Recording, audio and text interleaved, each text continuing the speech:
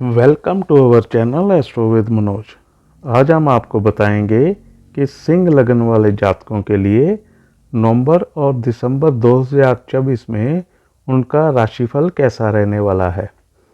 आज हम सिंह लगन वाले जातकों के स्वास्थ्य, पैसा, विद्या, प्रेम और कैरियर के बारे में बताएंगे। ये राशिफल आपके लगन पर आधारित है। सिंह लगन वाले जातकों के लिए नवंबर और दिसंबर में उनके ग्रहों की दशा कुछ इस प्रकार रहेगी। केतु इस समय उनके द्वितीय भाव में गोचर कर रहे हैं। सूर्य उनके तृतीय भाव में गोचर कर रहे हैं। बुध उनके चतुर्थ भाव में गोचर कर रहे हैं। शुक्र उनके पंचम भाव में, शनि उनके सप्तम भाव में, बृहस्पति उनके दशम भाव में, राहु उनके अष्टम भाव में और मंगल उनके द्वादश भाव में गोचर कर रहे हैं। बृहस्पति सिंह लगन की कुंडली में इस समय दशम भाव में वक्री अवस्था में गोचर कर रहे हैं। बृहस्पति सिंह लगन की कुंडली में पंचम और अष्टम भाव के स्वामी ग्रह हैं। इस समय बृहस्पति उनके दशम भाव में यानी कि कर्म भाव में वक्री अवस्था में गोचर कर रहे हैं। आपके वर्क प्लेस पर कुछ चीज़ें सडन हो सकती हैं। ये चीज़ें पॉजिटिव भी हो सकती हैं और नेगेटिव भी। किसी की जॉब जा सकती है, किसी के बॉस से उनकी खटपट हो सकती है, ये और किसी की प्रमोशन भी हो सकती है, किसी की ट्रांसफ़र भी हो सकती है। ये सब तब हो सकता है तब जब अगर कुंडली में आपका बृहस्पति कौन से भाव में स्थित है और उस पर किन ग्रहों की दृष्टि है, तथा अगर आपकी महादशा या अंतर्दशा भी बृहस्पति की चल रही है। इन महीनों में आपको लॉटरी, जुआ, सट्टा से दूरी बनाकर रखनी चाहिए। शेयर मार्केट में भी अभी इन्वेस्टमेंट करने से आपको बचना चाहिए। आपके लगन स्वामी इस समय आपके तृतीय भाव में गोचर कर रहे हैं। सूर्य इस समय तृतीय भाव में नीच के गोचर कर रहे हैं, जो 16 नवंबर तक यहीं रहेंगे। इस समय आपको अपनी हेल्थ का ध्यान रखना होगा। छोटी यात्राएं भी हो सकती हैं।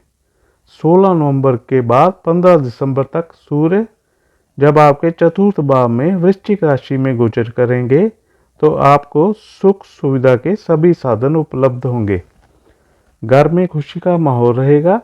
आपकी माताजी की सेहत भी अच्छी रहेगी।